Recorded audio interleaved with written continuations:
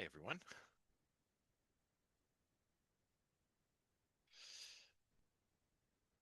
Thumbs up. I guess that means you can hear me.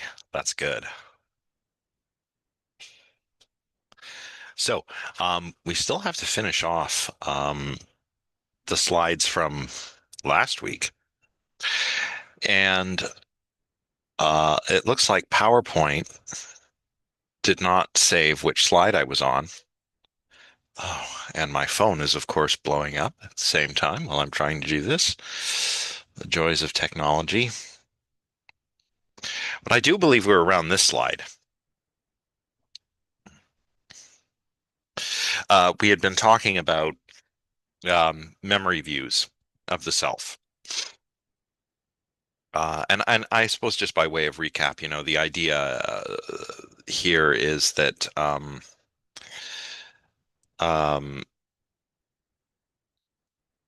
the idea here is that uh, it's your chain of remembered experiences that is what makes you the individual that you are, what makes you you.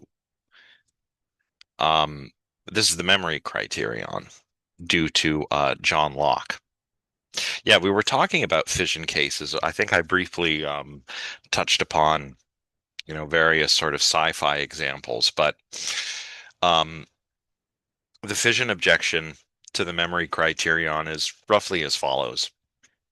I could be duplicated, maybe somehow, like in a Star Trek sort of transporter duplication accident, or as Crumley says, maybe my mind is uploaded to a computer. Right. So I think the example in the textbook has something to do with um, undergoing treatment for some kind of disease. So they're going to upload my mind into another body, say, right?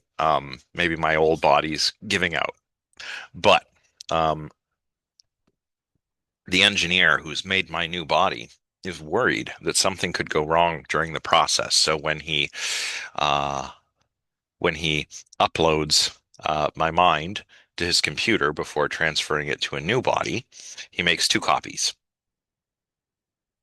Um, so now there's two of me. Everything goes fine, right? One, I'm put into my body and I exist, but the backup is put into a backup body. So now there's two Joshes.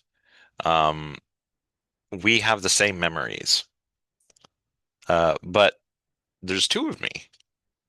There can only be one of me. So which one is me? So if you call original me U1 and the backup U2, now we have two of us, U1 and U2. Which one is the original me? That's a duplication problem.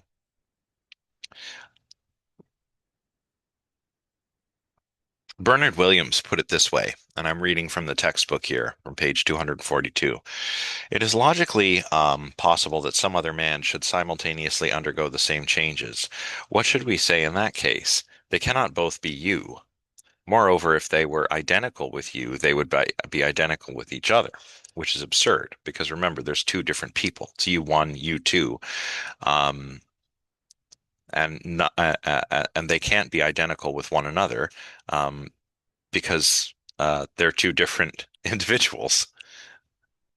Sure, they have the same memories, but um, we have two individuals in two different bodies in two different places.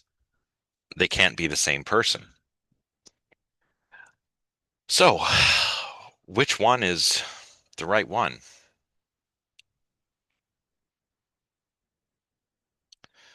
Chat. Yeah, like the original me, you, is in effect destroyed, right?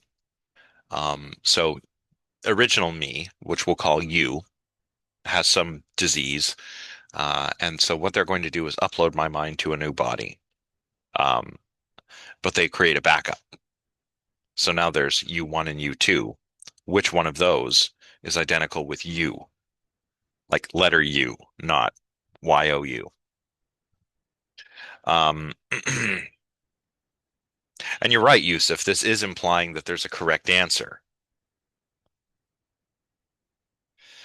Finn says, if somebody was cloned, do we know if they would say the same things, think the same things? Well, this isn't strictly speaking cloning.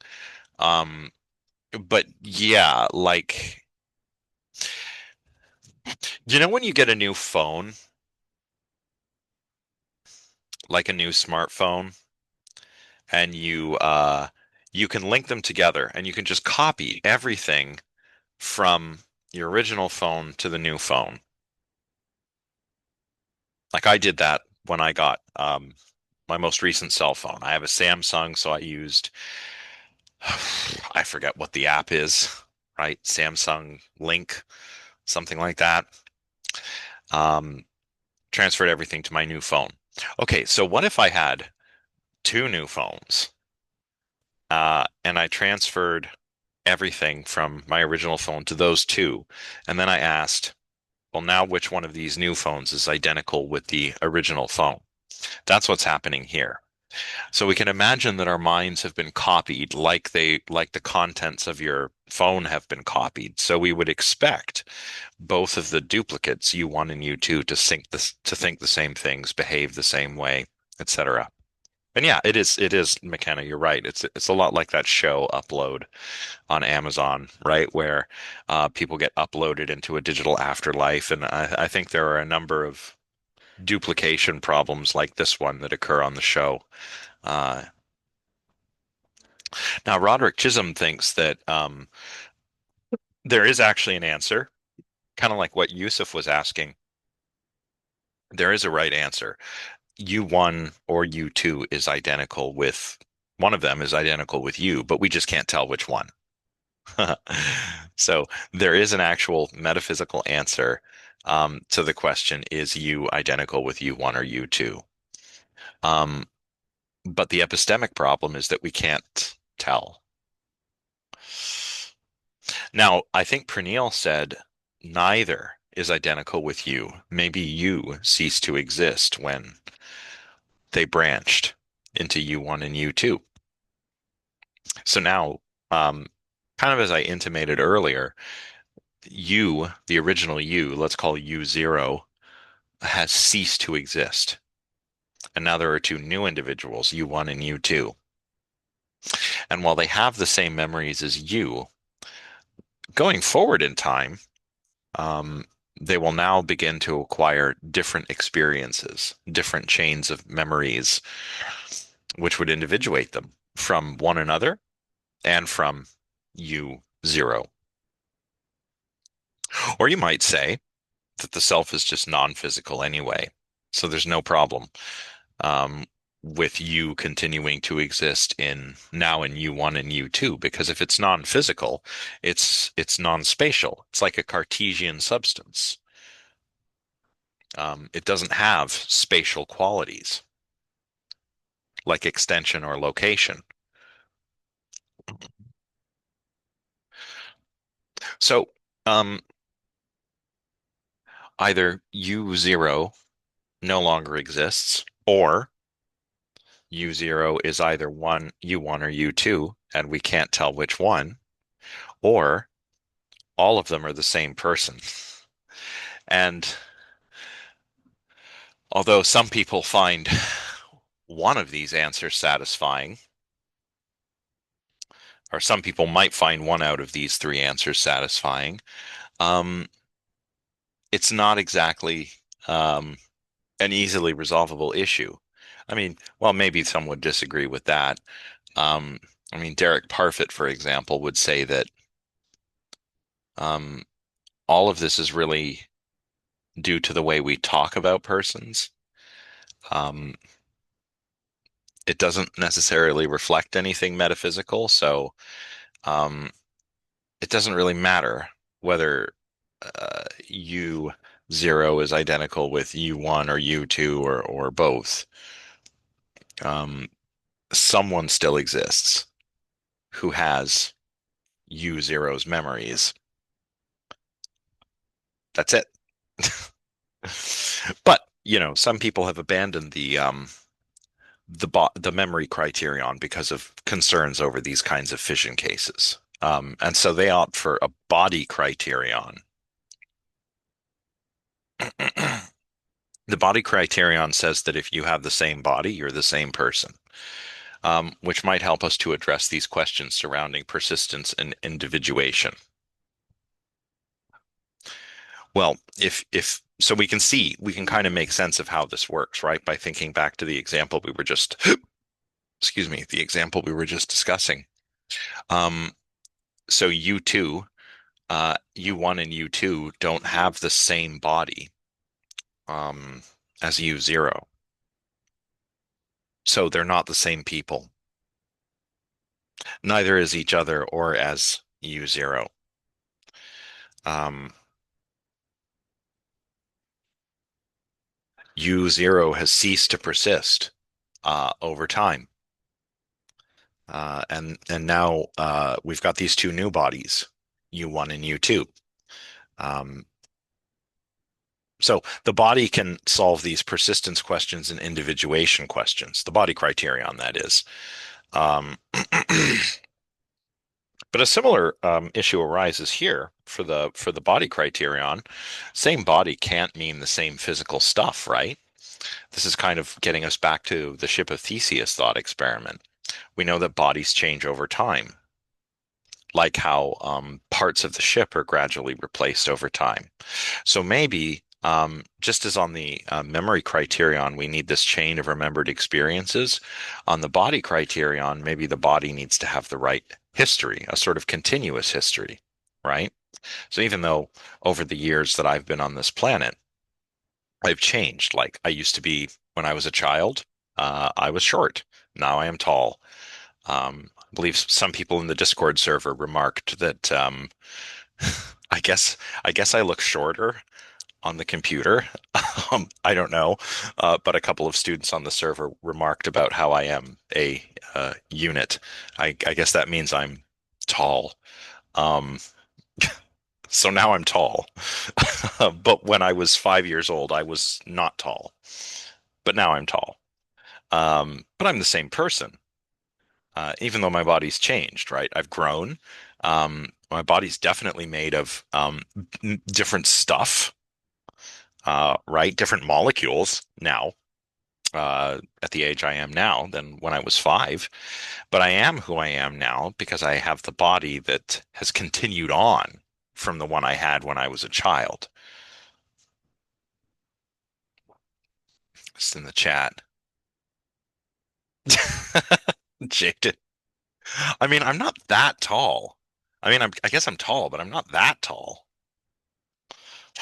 But you see the idea, right? When I was 5 years old, I actually don't remember how tall I was when I was 5 years old, but it was not that tall. Typical 5-year-old average height. Um, and so,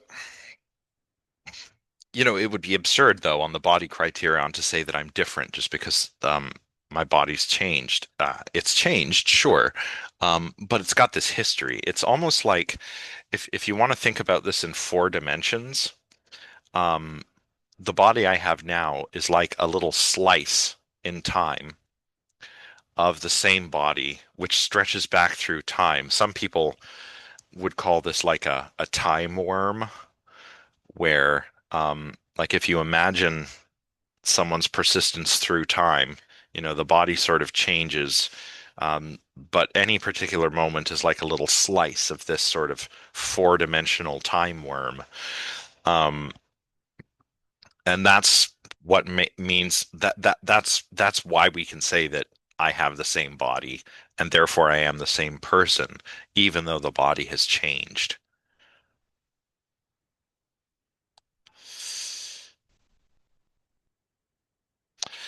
Oh, interesting, Jaden. Yeah.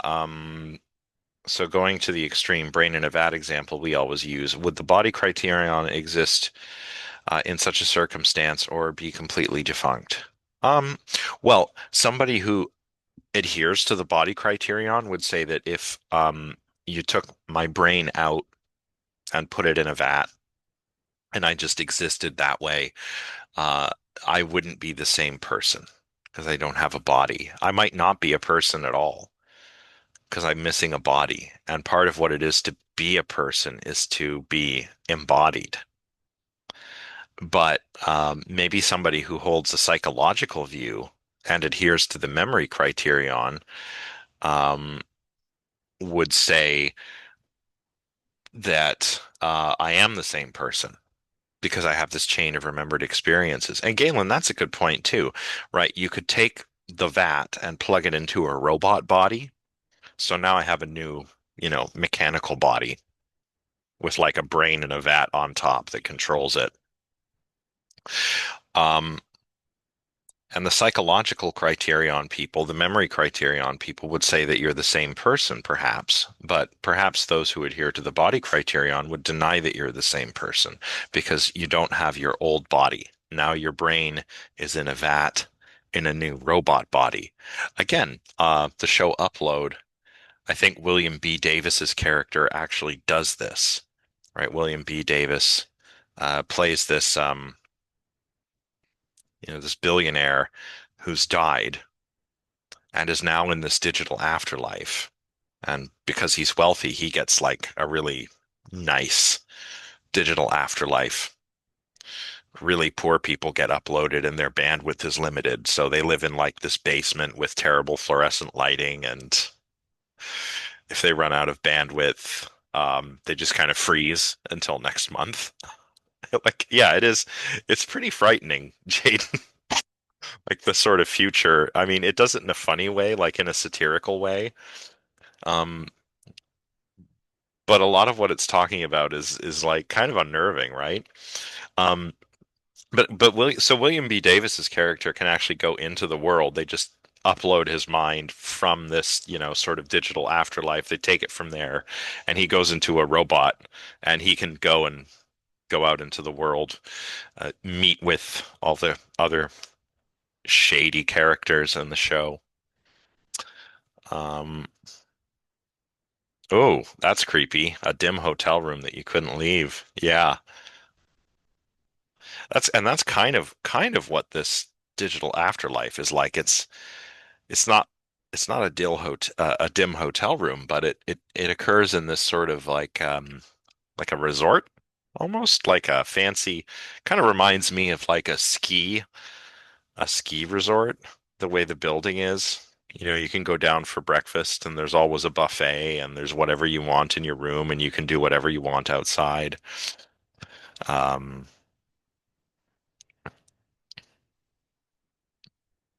so So the body criterion helps us individuate different people. I am who I am because I have the body I have. You are who you are because you have the bodies that you have. Helps us answer the persistence question as well, right? Am I the same person even though my body has changed? Yes, because it's my body history that explains why I'm the same person when I was young as I am now. But identity implies sameness, right? So how can I be the same person if my body isn't the same? Um, Ship of Theseus, right? Those of you who thought that the ship remained the same, maybe a way you can articulate that intuition is by saying that the all the pieces of the ship or the ship itself has a continuous history. So even if all of the pieces of the ship are eventually replaced with new pieces, it's still the same ship because of the, quote unquote bodily history of the ship.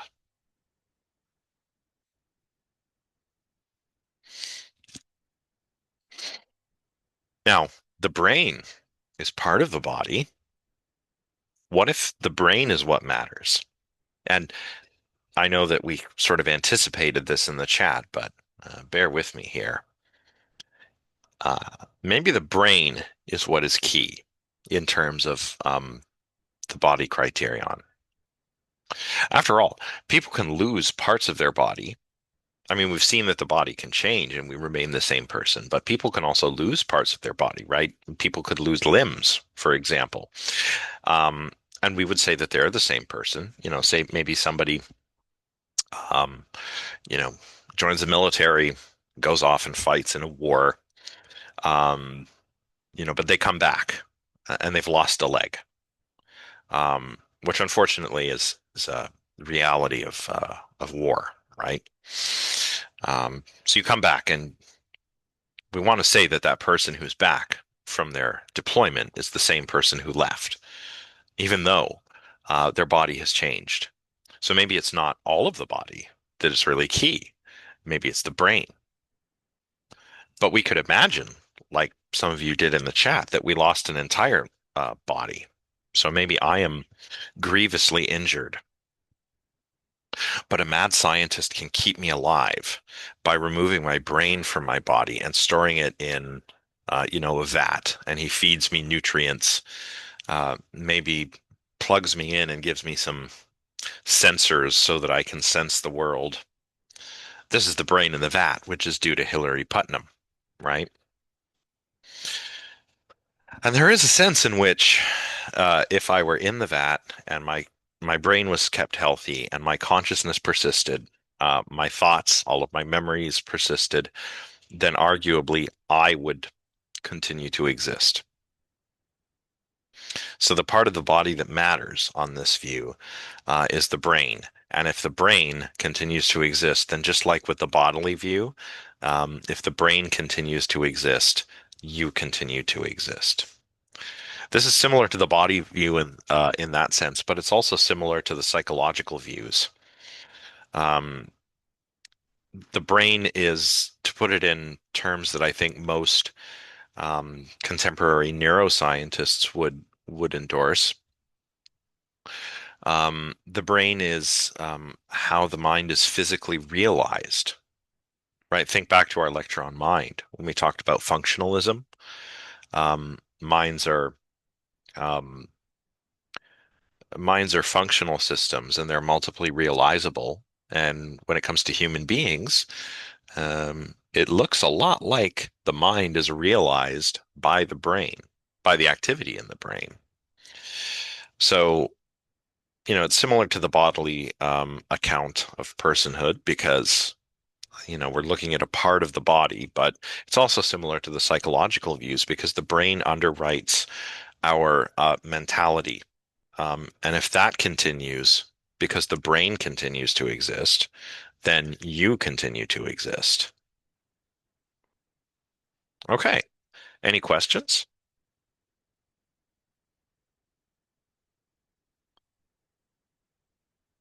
We're doing pretty good for time. I was just worried that I was rushing through that a little too quickly. Well, I'll put the question to all of you, and that is, what do you think? What is your criterion for personhood?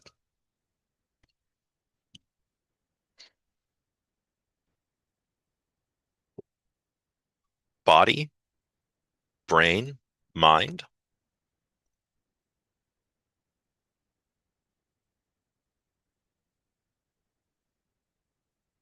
Galen says mind.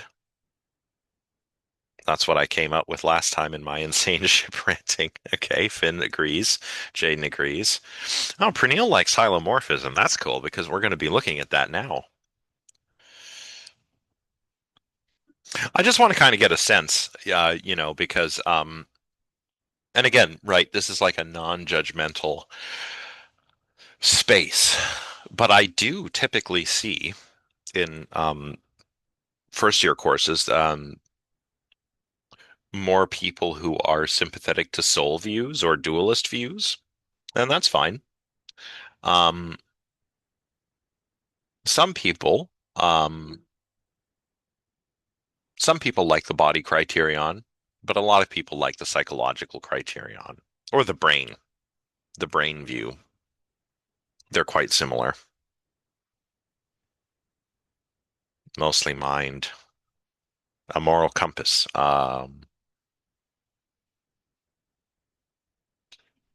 I'm not sure what you mean, Lisa. A moral compass.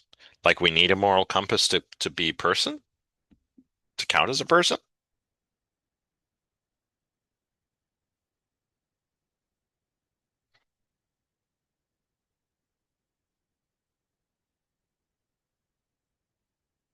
Another thought experiment, which I guess we kind of ran through before. which is discussed in the book in one of those little boxes, is the idea of the teletransporter, which is due to Derek Parfit, which is a lot like the transporter from Star Trek.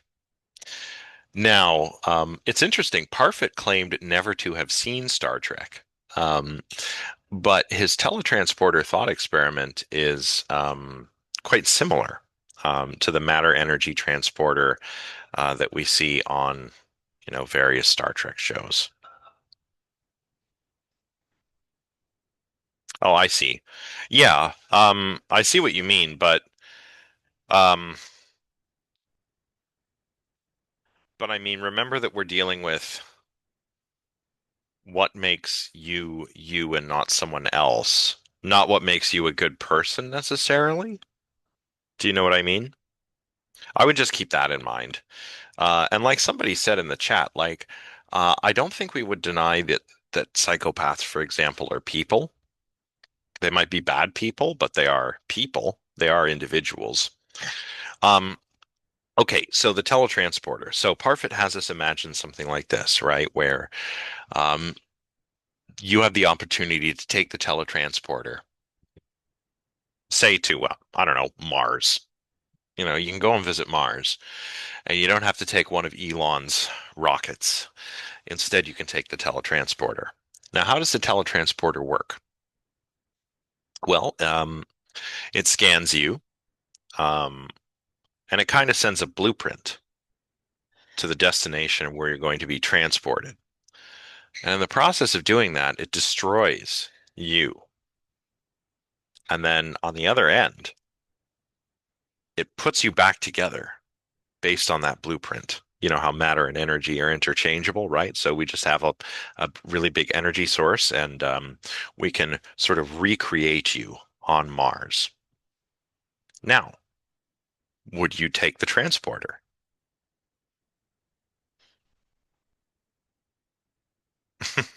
Yeah, why not take an exploding rocket? Finn says no. Galen says no. Not due to the fact that it would make me a different person, because I think you'd be the same person, just because I know too much about how computers work and I don't trust them. Oh, okay, that's fair. Jaden would. Khalid says no. Natalie says no.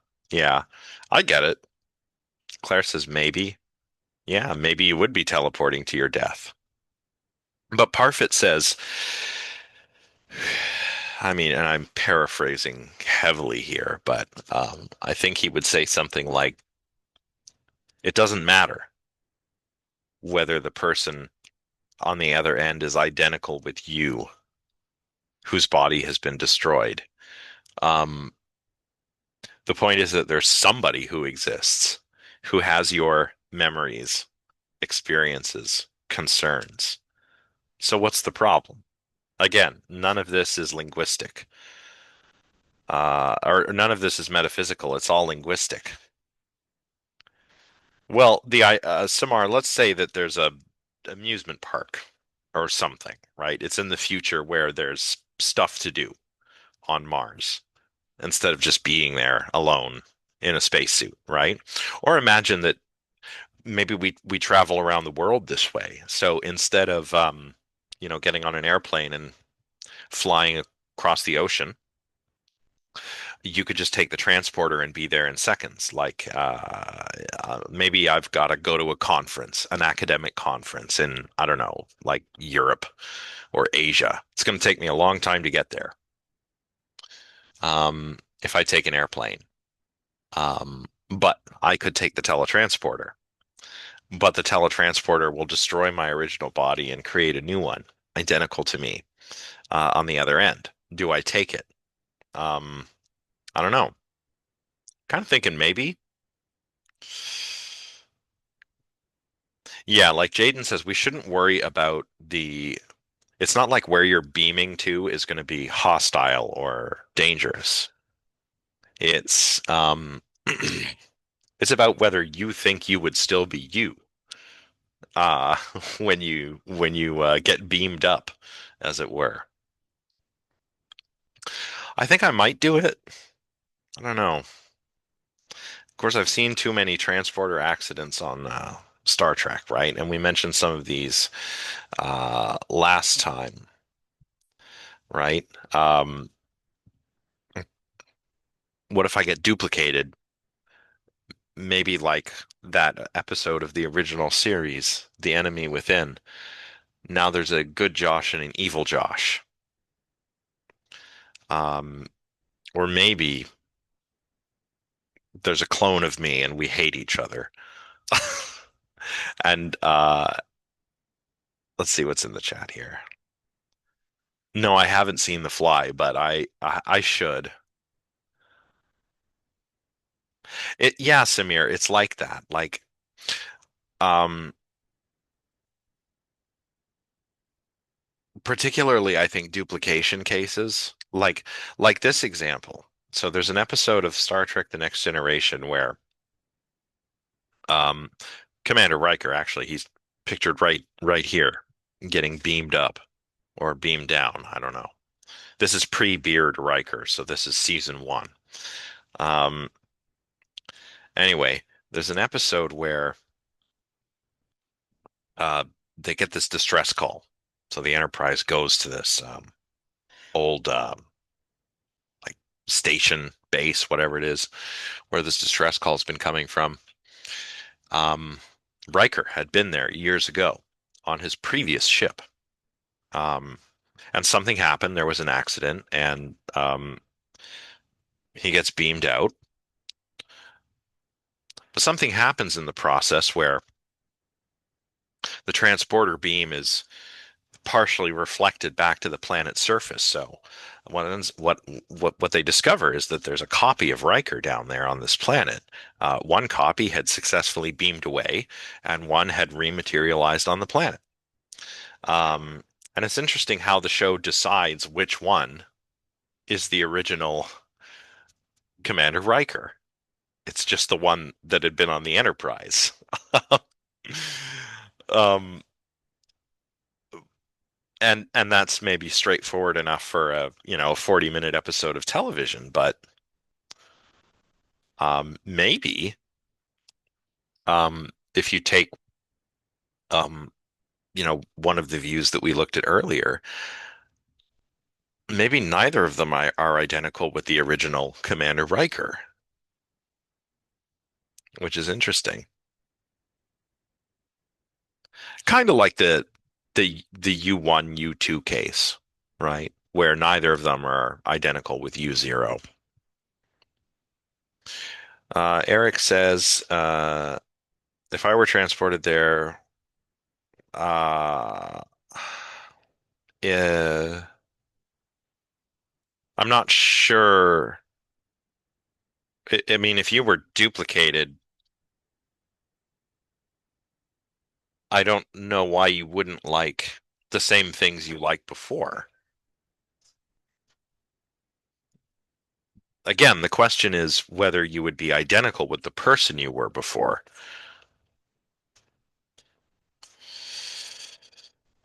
Yeah, yeah, yeah. I know the in and outs. Yeah, Fly goes in and he becomes this weird human fly. I know about the Fly because of The Simpsons, the Treehouse of Horror episodes, right? There's one where basically it's the Fly, right? And Bart gets fused with a fly somehow because of some device that Professor Frink has invented, right? I think that's what happens. It's been a long time, but yeah. Then again, it's been years. Like I'm a big fan of classic Simpsons. The new stuff, the show is just not what it was. But like classic Simpsons, some of the funniest stuff I've ever seen on television. And how I know about The Fly. So I mentioned all these various episodes last time. We don't have to talk about it too much. Ah, what about Split Brains? These are really interesting cases. In the 1950s, this was practiced. You'd get basically a commissurectomy um, to treat epilepsy. So during these epileptic seizures, it was found that what was going on in the brain is that activity was spreading through the brain from one hemisphere to another, causing grand mal seizures in some patients.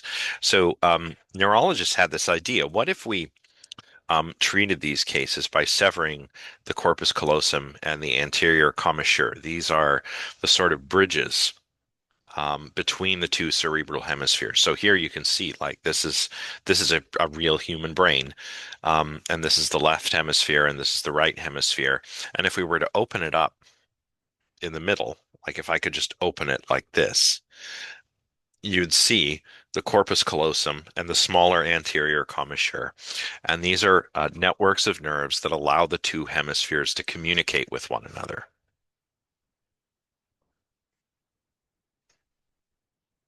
Well, I'll come right. Well, okay, yeah, actually, so Hyla, is there a right answer? Like, well, the idea is, like, first of all, when it comes to Parfit's original thought experiment, the idea is your own answer, whether you would take the transporter or not. Like, let's say, as I did earlier, you need to be on another continent, right? Let's say um, you've got to go to France. So you got to get to Europe. Now, you could take an airplane and take you 6, 7 hours, or you could get in the teletransporter and it would be instant. But here's the catch: the teletransporter scans you, destroys you, and then makes a perfect copy of you. Now, just because some people were a little bit worried about the technology, let's say that this technology is even safer than air travel. So we all know how safe air travel is. Statistically speaking, commercial air travel is the safest way to get anywhere. Accidents do happen, but statistically speaking, it's the safest way to travel. So let's imagine that our teletransporter is even safer than that. There's never been an accident. Let's just stipulate that. But when you get in the transporter, it scans you, um, essentially makes a sort of blueprint, destroys you, and then re well, Nicholas, yeah, I mean, that's your answer, right? Um, so it scans you, and then, I'll put it this way. Nobody ends up where they're going as a pile of goop, right? Or a pile of ash or meat. You don't get beamed up and end up as a hamburger patty on the other side once you get to France, right? Anything that comes out of that transporter is a living person, but the transporter destroys you and makes an exact copy of you. Identical body, identical mind, all the same memories, everything. So do you take it? If you do, that tells you something. If you don't, that tells you something.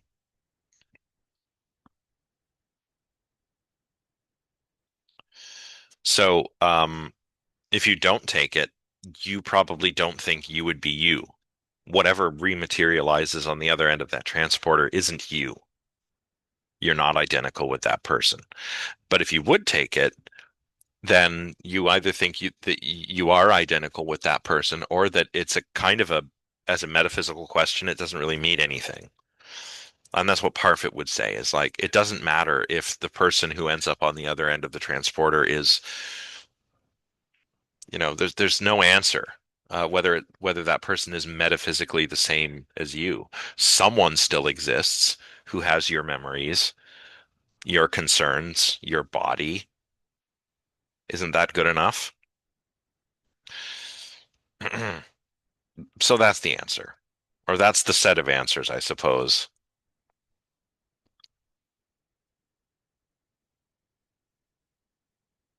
So, okay, back to split brains. So, yeah, people would do these split brain surgeries on patients with severe epilepsies because it could stop the seizures from spreading all over the brain. Um, Now, it was found um, by some very clever neurologists and neuroscientists that in these patients, um, after their surgery, the two hemispheres could operate somewhat independently of one another. So there are some strange things that happen in split brain patients. Um, depending on how we present stimuli, um, we can show different images to different sides of the brain. And because they're not able to communicate with one another any longer, we get weird things happening um, when we ask people to report what they're seeing. Sometimes people will be asked to verbally report, sometimes to draw what they're seeing, and it's really interesting um, how these two halves of the brain uh, learn to operate. I remember when I was teaching neuroscience, there are even cases where people can get the two halves of the brain to play games against one another. um, like it's wild.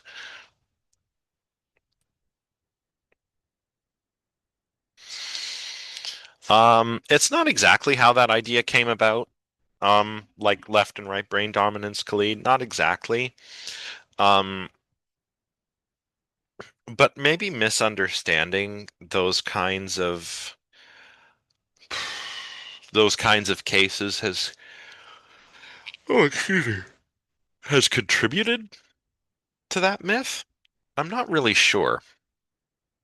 Not really sure.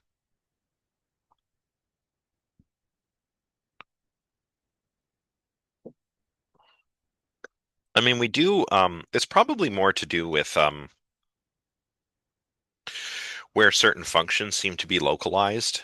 Um, so I believe for many right-handed people, the language center is on the left, um, in the left hemisphere. Um, but it's not always that way. But maybe this has contributed to that myth. I don't know. I don't really know enough to speak on it. Um, so, um, imagine that we have another patient. Um, their body is dying, but half their brain is also dying. But what if we could split the brain and put the living half of the brain in a cloned body? Would you be the same person?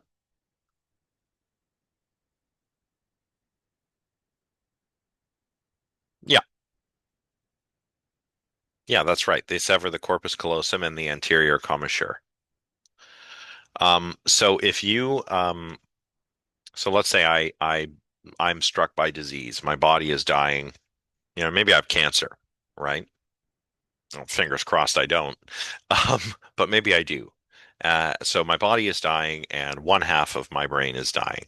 The doctor says, well, we could clone your body, make you a cancer-free body, and then take that healthy half of your brain, put it in that body. And I might say, sure, doc, I don't want to die. So I undergo the procedure. Now, am I still the same person? Well, if you subscribe to the same brain view, then yeah, maybe you are, at least mostly. Um, but we could imagine a different scenario.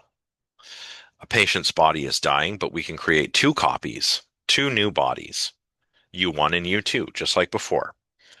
Um, Now we can put one half of the brain in this example, the brain is fine. So we can put one hemisphere in one body and the other hemisphere in another.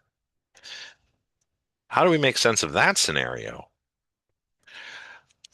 Are there uh, is there one patient in two bodies, or are there two new people,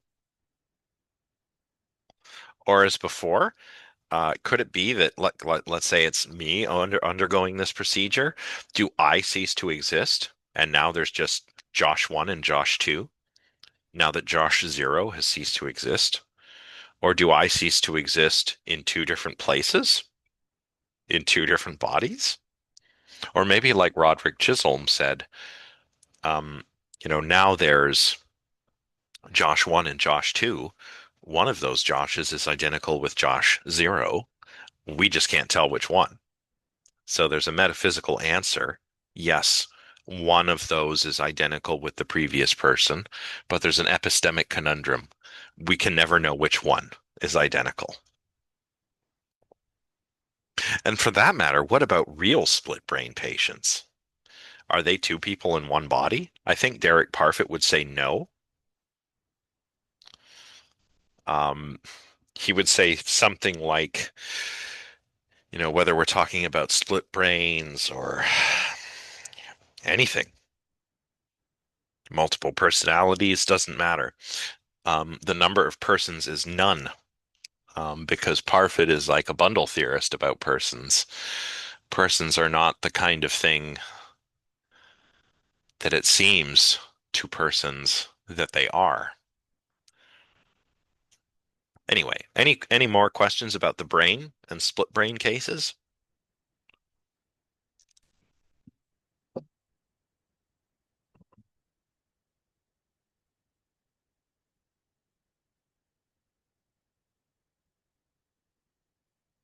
All right, doesn't seem to be any questions, so we'll go ahead.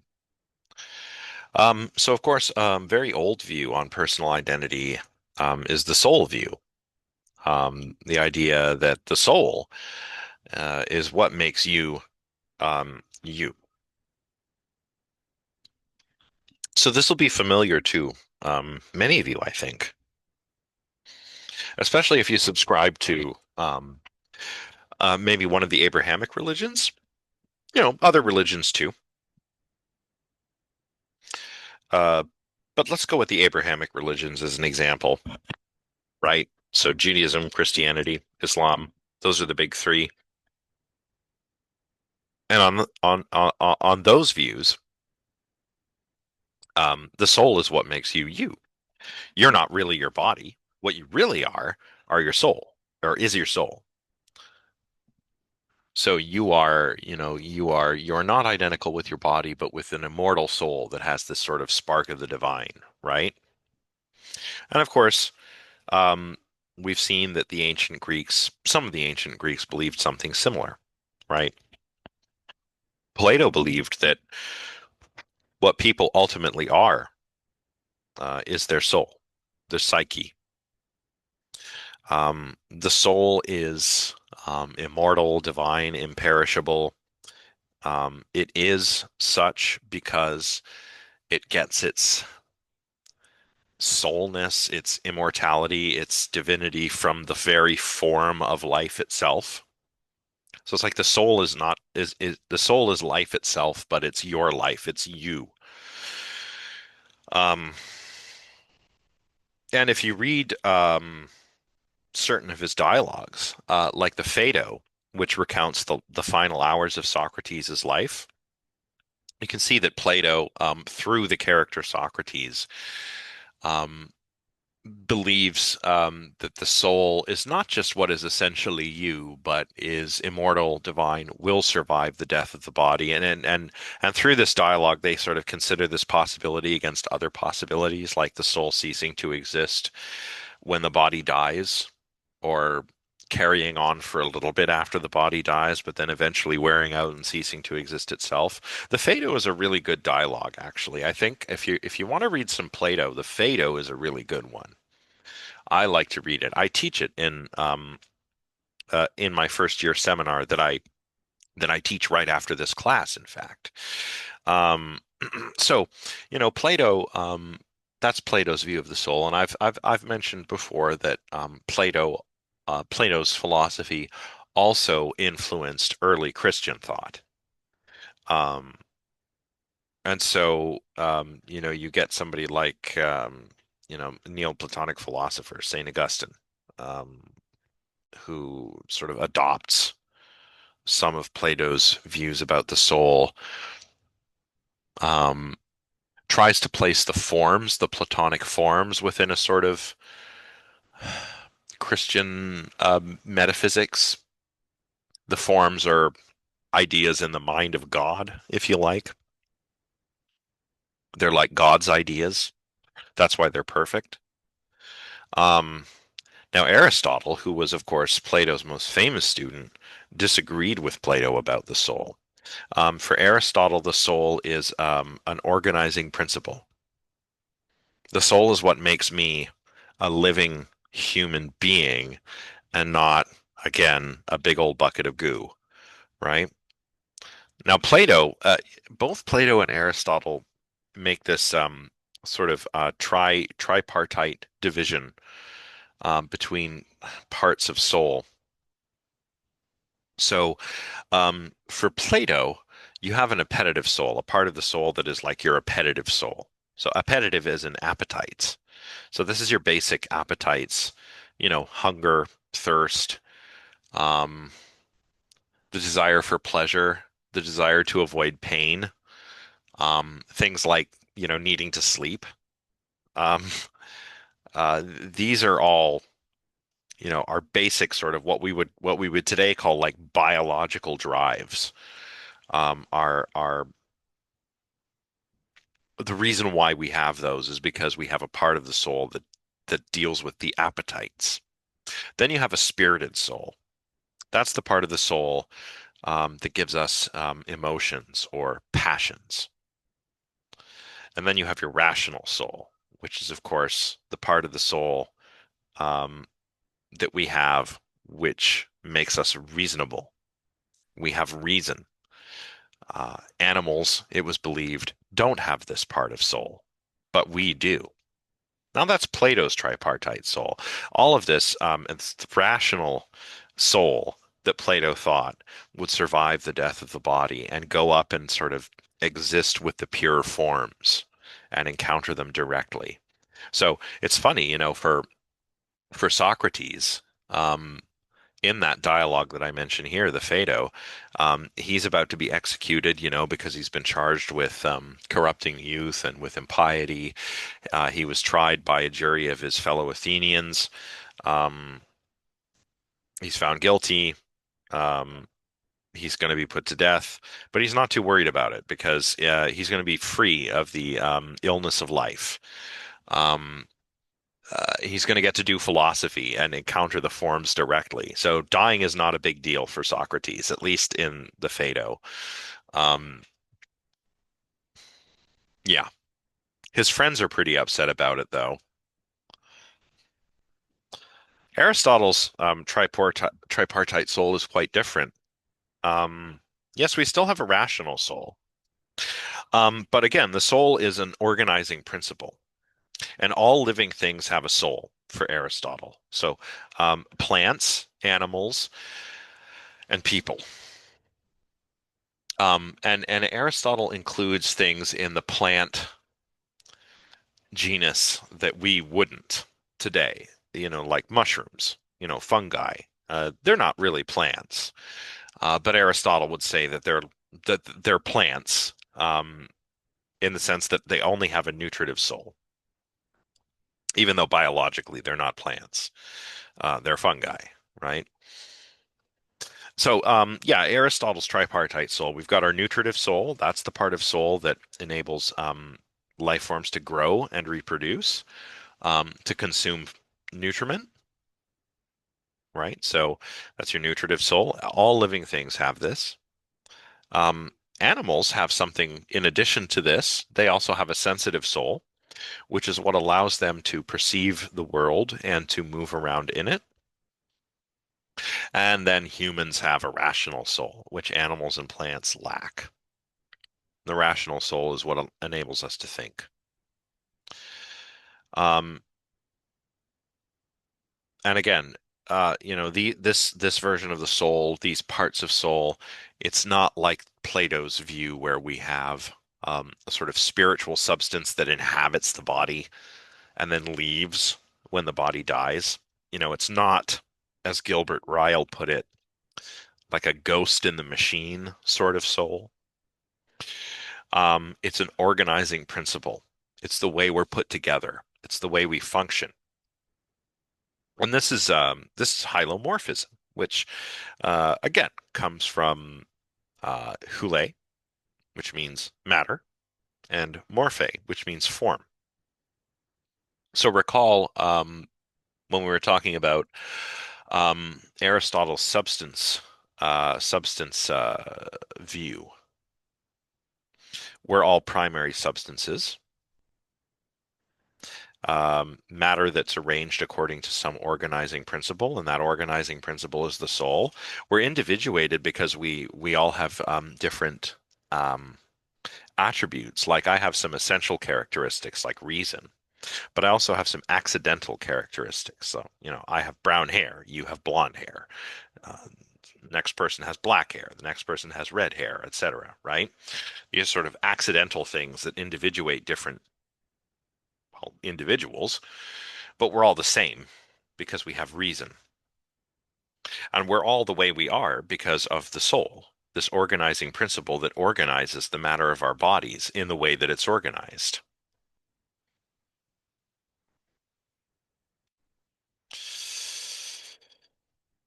If you're struggling with this, and I appreciate that Aristotle can be a bit difficult. You want to think back to his four causes, um, and those were the material cause, the formal cause, the efficient cause, and the final cause. So the material cause is what you're made out of. That's the matter of the body. The formal cause is the form that the body takes. That is the soul. The efficient cause is what brings you into being. That would be your parents. And your final cause for the human being, I guess, is to live a good life, Aristotle would say. So that's a human. Um, I illustrated this before with some examples of inanimate objects too, but does anybody need a refresher, or are we good with Aristotle's theory of causality?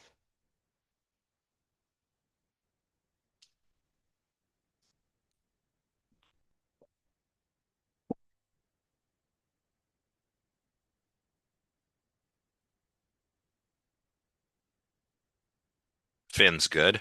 Who's not good? A little recap. Okay, so you know, um,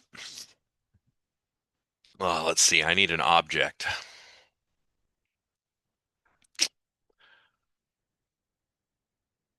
I need an object, any object, a little inanimate object. A wooden table. Hey, that's great. I've got one of those in front of me. A wooden table. So a wooden table, well, the material causes the wood, right? The bits of wood that it's made of. And the formal cause is its shape. Flat surface, four legs, right? Table shaped. The table can't be anything. It's just without the form, it's just wood. Without the wood, the form is nothing. You don't have a table. So you need the matter and the form, thus hylomorphism. But you also need an efficient cause, right? Something to bring the table into being, like a carpenter. And then you need a final cause. And tables could have many, many final causes depending on what they were built to do. The table in front of me seems to be like a coffee table. You can put your coffee cup on it. You could put your computer on it. You could eat a meal here in between classes, right? But then there are other tables, right? Dining room tables are for dining with friends and family. Um, there are poker tables. You could eat supper at a poker table if you wanted to, but that's not what they're for. They're for playing cards, right? Um, so pretty straightforward. Yeah, the textbook uses a candle. Again, the material cause would be the wax and the string.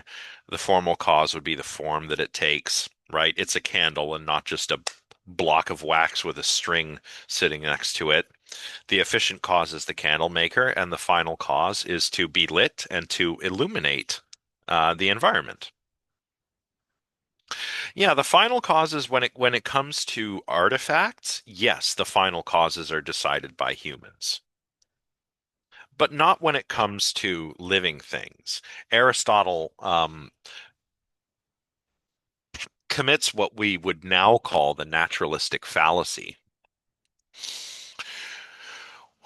which is the idea that there's purpose in nature. And this might sound a little strange to you, I realize, but Aristotle would say, look out at all the insects that live by the lagoon. What are they for? They're annoying. They fly around, they irritate you, they get in your food, they bite you. They're awful. What on earth are they for? Well, they feed the frogs. And the frogs, what are they for? They don't seem to be very useful. They just hop around and make noises, swim. What are the frogs for? Well, the frogs are for feeding the birds, right? Et cetera, et cetera. Now, post Darwin, we've come to see that it doesn't really work like this. Yes, there's a delicate balance out there in the ecosystem, but it's not teleological. It's just the way it's come to happen. Um, so yeah, artifacts, we give them their final cause. Living beings have a final cause, but biologists don't really understand life in this way anymore. So just keep that in mind, right? Don't go all up in your biology class and start talking about Aristotle. They'll be like, "What?" Um, but you get the idea, right? So that's the example for an inanimate object, and I've given the example for the human being tomb, too, right? So when it comes to humans and other living beings, the soul is what informs the matter. So all matter has this sort of potentiality to be something. Um, uh, this is called entelechy. Um, so all matter kind of wants to be something, Aristotle would say, or can be something, as opposed to just matter. It can be informed. All matter has this potentiality of being informed to become something. That's entelechy. Now, so if you're a hylomorphist like Aristotle, what is it that individuates me from you? Um, it's the matter. It's what I'm made of. I'm made of different stuff than you are. Um, you could say I'm a different unity of matter than you are. So, what about memories? What about the psychological criterion? Well, that's not really important for Aristotle. Um, well, it's not to say it's not important. It's just that Aristotle does not think that is what makes you you. What makes you you is that you are this unity of matter that's informed in such and such a way, and I am this unity of matter which is informed in a similar way. Make sense?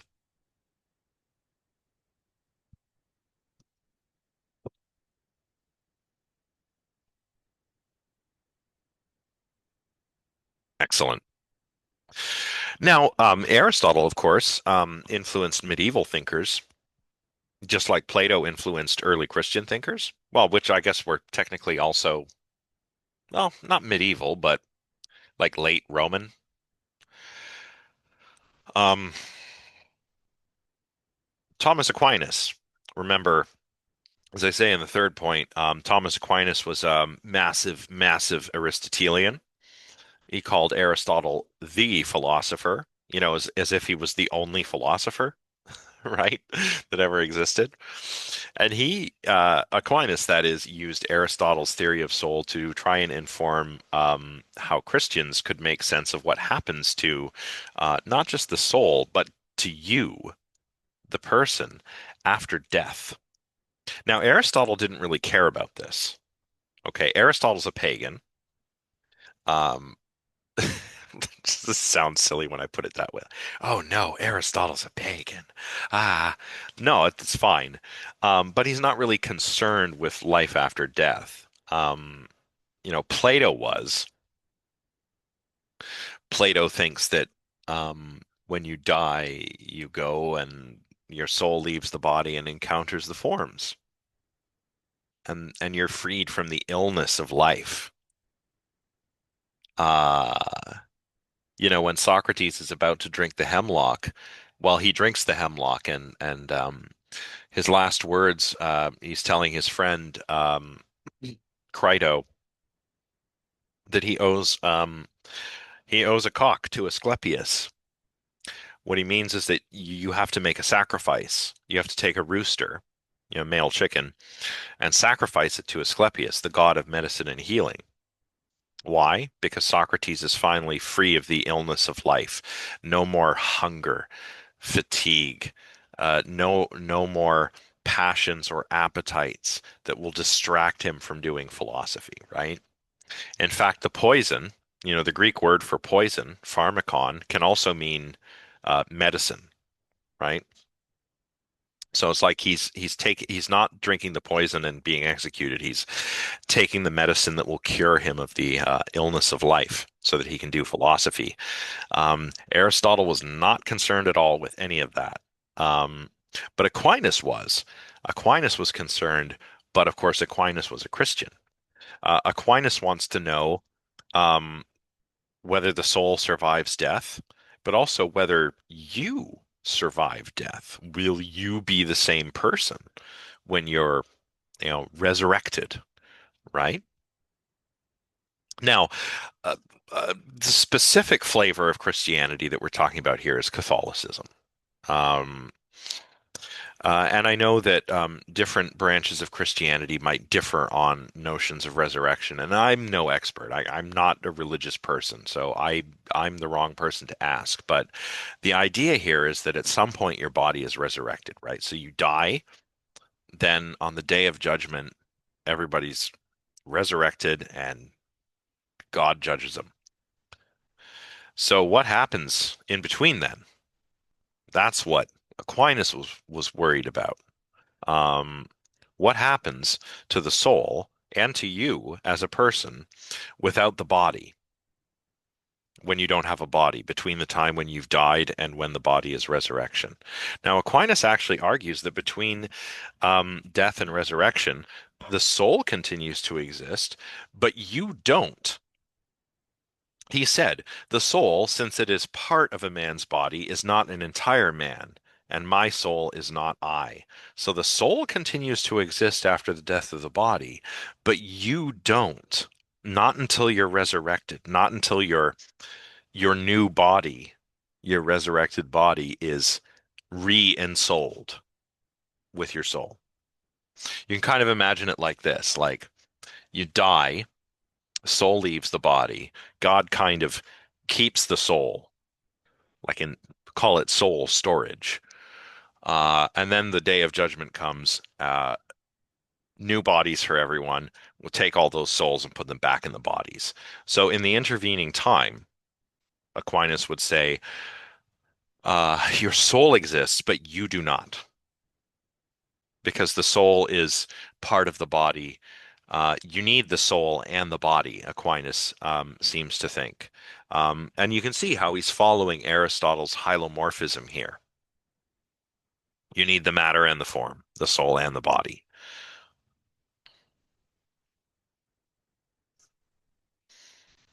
I don't know. I don't know how purgatory is supposed to work. I think it could be purgatory. I don't know whether purgatory is where you go if you weren't good enough to get into heaven or bad enough to be condemned to hell, or whether it's just the soul storage place, where all the souls kind of gather and await the day of judgment. Like I don't know. I don't know. I'm not Christian. I don't know. You got to ask maybe your religious studies professor if you have one, or ask your priest, I guess. Oh, process or purification rather than a place. Okay, interesting. Yeah, again, I don't know. Like I know that, the church sold indulgences, so like, maybe you had a child and the child died but wasn't baptized yet, so they're in purgatory.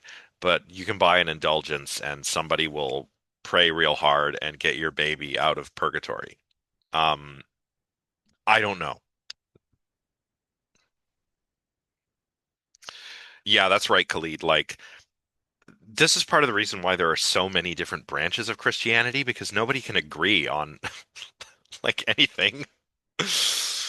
You know, like, yes, there is purgatory. There's no purgatory. Purgatory is this, purgatory is that. I mean, people killed each other over this stuff. I don't know.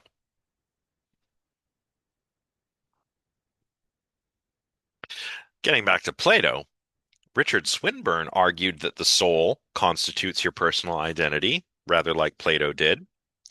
And he argues further that our psychology, that is, our mental states, are states of the soul. He says, souls are immaterial subjects of mental properties. They have sensations and thoughts, desires and beliefs, and perform intentional actions.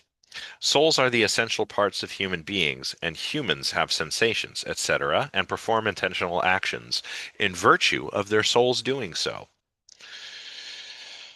So the soul is what is essentially you, and it is what you really are. But what is it that makes my soul mine and your soul yours? Well, there's a thisness to every soul, a sort of haesiety.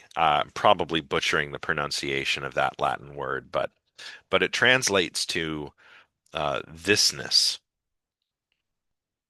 So and this is borrowed from John Duns Scotus, which I do know the Latin for. That is Latin for John from Scotland.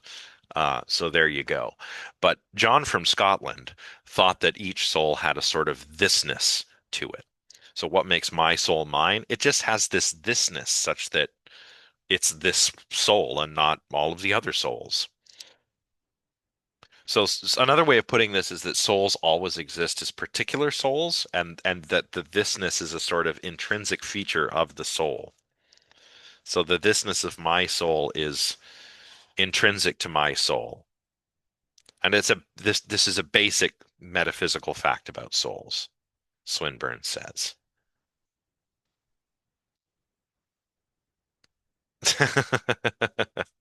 Yeah, it does go pretty hard. And then Yusuf says, what are you talking about? I agree. I'm not sure I find this entirely convincing because I don't know how to make sense of this concept of thisness. Like like there's a thisness to this coffee cup.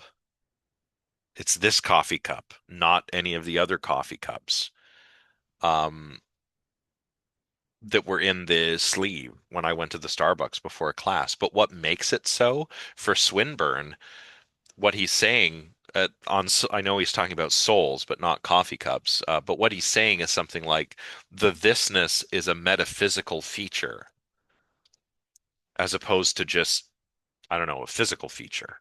Like this cup happened to be where it was in the stack of cups when the guy took it out, and that's what made it this cup. But for Swinburne, it's not a physical thing, it's a metaphysical thing.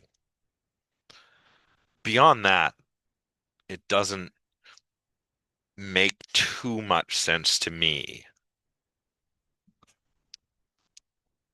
Like when analytic philosophers, for example, talk about eliminating the excesses of metaphysics, I think this is one of those excesses, right? Yeah, Khalid, I think you could think of it like that.